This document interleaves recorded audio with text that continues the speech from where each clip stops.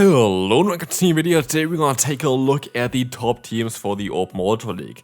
Those teams are definitely going to be very solid for the next week, as Ultra League is going to be available. Also, shout out to Dracoviz for some of the team ideas here for today. But also, if you enjoy those type of videos, feel free to leave a like and subscribe to this channel. Would really appreciate it, as we can move on right into the meta. Taking a look now at the meta, we want to see that Pokemon like Feraligatr are going to still be very solid for this upcoming season. We're going to have the Zygarde as the #1 spot, but you also have Pokemon like Malamar here now, which are going to be very strong for this next one there as well, with the Psywave buff. Clefable going to be very strong this season, generally speaking here, and completely different meta. Pangoro very high up there, Licky, a Pokemon that you really want to have. Machamp there with the double legacy move, going to be in the top 10 as well. But also if you go a bit like further down here, you're going to see basically only Pokemon that got buffed this season. Dusknoir very high. We have the Weezing here, where we have a lot of teams coming up as well. And so there are definitely going to be a lot of changes, and so definitely maybe reconsider the teams that we are used to running for this kind of meta, because a lot of things are changed and a lot of things are going to be different. So enjoy the top team video here now as well, and I'll see you in the team. Moving on to team #1, we're going to encounter here the team with the Pangoro. Pangoro is going to be one of the best new Pokemon for the upcoming Ultra League. This is going to be for sure one that you want to have. We want to have a Drapion here as well. This Pokemon also got a buff this season with Poison Sting. We have a lot of Pokemon here with a buff. In there we have 4 potential options, and then in the back we're going to have Tentacruel or the Talonflame. Both of which are going to be great against Fairy-type Pokemon, which is definitely the main weakness of Pangoro, but also both of which are going to be great against Fighting-type Pokemon, which is the other weakness of Pangoro, making this a very great core there of Pangoro with like Tentacruel or Pangoro with the Talonflame. Both of them going to be very good together, and this team definitely should work out quite well. Pangoro quite easy to build now as well for the Ultra League. It was a bit of a pain for a lot of people for the Great League, because you had to get one in the wild to really evolve it. Here the level is definitely above level 20, so you can get kind of any of them. But Pangoro for sure something worth building, but the core of Pangoro and Tentacruel is definitely something to look out for. Team #2, we're going to have a team here with the Malamar as well as the Weezing. Weezing, a Pokemon that actually have not seen anybody really showcase for the Great League yet, but for the Ultra League for sure, it's going to be on a ton of the teams here today. You're going to see here already this Pokemon is going to be amazing. Being able to beat something like Clefable plus Pangoro is going to be very important for the upcoming season. And Weezing, Galarian form with the buff Brutal Swing and Fairy Wind is definitely going to be one of the top tier meta Pokemon for this season there. We're going to have Feraligatr, Sazop, and the Malamar in the back to complete this team. Malamar is going to be definitely very good together with the Weezing. Weezing is going to be able to counter most of the counters for the Malamar, and that is quite important. For example, a Mandibuzz is something that Malamar doesn't want to face, and Weezing is going to be very good against them. Sazop for Feraligatr is going to be great in the current meta for sure.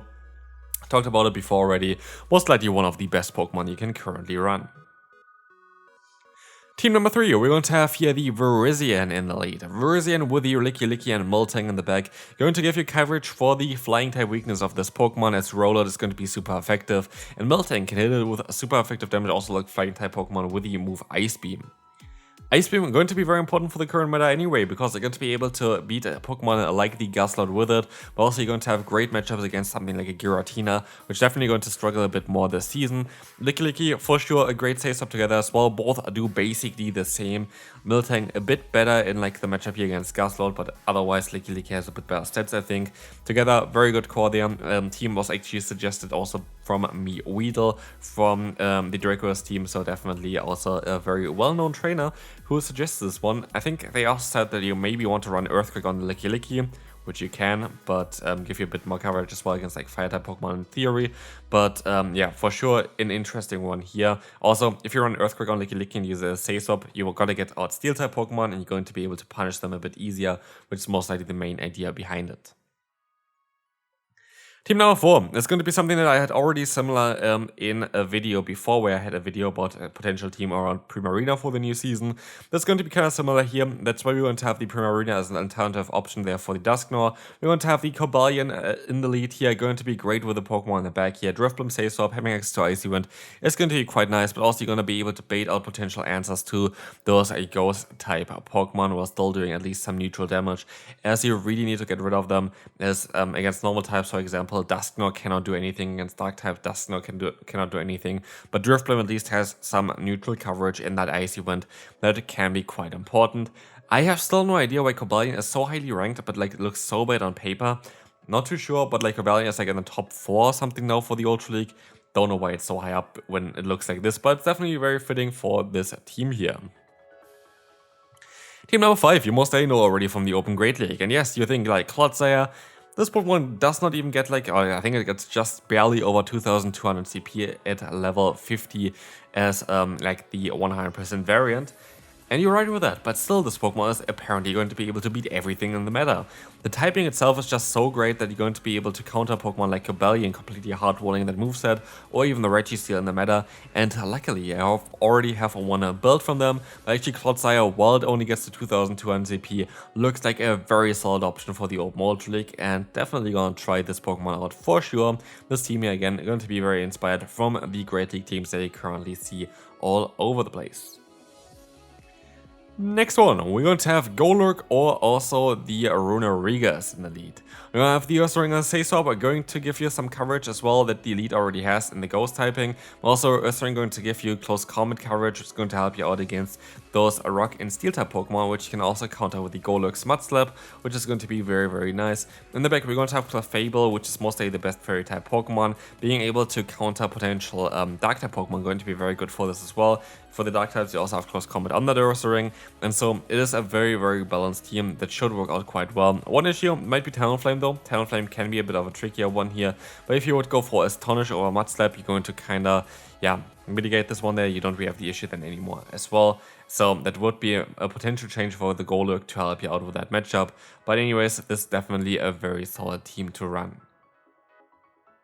Team number 7 here, we're going to have the Talonflame in the lead, and we're going to have kind of something similar to the first team that we had, but a little bit on a reverse side there. Sazor of Drapion again got a buff with a Poison Sting, and we're going to have a Low Kicks here in the back. Low Kicks actually wants to run Dark Pulse based on PvP poke, but I feel like Trailblaze has so much potential just to boost up the own attack that I feel like Trailblaze is definitely worth getting or like using on this Pokemon over Dark Pulse. Could be wrong, of course, but I feel like it is definitely kind of nice, especially as you have already Dark-type damage with the Fast move, which is doing quite a lot of that already, so I feel like this is going to be the better move to go for. The team itself looks like a lot of fun. Honestly, this team looks like definitely one that you can run quite easily, and it's going to be very, very good for you, and so I do think this is team definitely going to work out, and Low Kicks for sure one of the biggest winner of the season. Like from the Great League, this is by far my biggest nightmare so far, battling against Low Kicks for whatever reason. My teams are always weak against it. But yeah, let's move on to the next team. Team number 8, on paper this team looks amazing, especially like here, we're going to have the core of Ninetales as well, and as well as the Gastrodon here. Gastrodon, of course, going to be quite weak to like those flying type Pokemon there as well, but Ninetales is going to be great at countering those. Here we're going to see the Mandibuzz, for example. We're going to have a great answer here with the Ninetales with Powder Snow, which is going to make it a bit more flexible, and then we're going to have also Pokemon like the Giratina, which you can counter easily with it, the Virizion, which you can counter easily with it, and so I feel like this is nearly a perfect team here. Talonflame again could be a bit of an issue here for this team as well, but if you want to run this, you can also use the Water Pulse over the Earth Power, which would help you out a bit with this matchup. So definitely options to get a bit of a better matchup there as well, but you see also already why Talonflame is so good in all the other teams as well. Talonflame is a decent core breaker for this meta. Team number 9 is basically the team that I usually want to run. We're going to have here the team that is Chestnut in the lead, or the Virizion, the Ampharos, the Walrein, and then in the back also like maybe the Auroras. This is the team that I showcased several times already. This is my favorite type of line for the Open Ultra League, and it's still going to be very solid for the next season. I'm kind of curious on how good the Ampharos is going to be. Shadow variant most likely ideal here, but having a double buff on Brutal Swing as well as Trailblaze is going to make this Pokemon a very interesting one for the next season, and definitely one that to look forward to.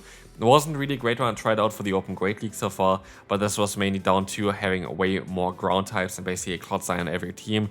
Here I think it's going to be a bit easier to have better games with that Ampharos, and I think definitely a Pokemon that is going to increase in popularity for the season. And the final team here for today, we're going to have the lead of the Alolan Sandslash and the Machamp in the back as a core again. And we're going to have the Sazor of Giratina, or also if you want to be a bit more spicy, we have the Dragapult here. This team looks like a lot of fun again, and I think it's going to be a great quad to run the Sandslash as well as the Machamp. I feel like Giratina is the perfect Pokemon in between, being able to bait out potential Fairy-type Pokemon, but still kind of punishing them with Shadow Sneak and Shadow Claw is going to be great. But generally speaking, it's going to be a very good team here to run. I think it's going to be one of those that I'm definitely going to try out first as well. And yeah, this is going to be it for this video. Hopefully the teams are going to help you for this week coming up. And yeah, feel free to leave a like and subscribe if you have not already. And I'll see you then. Bye bye.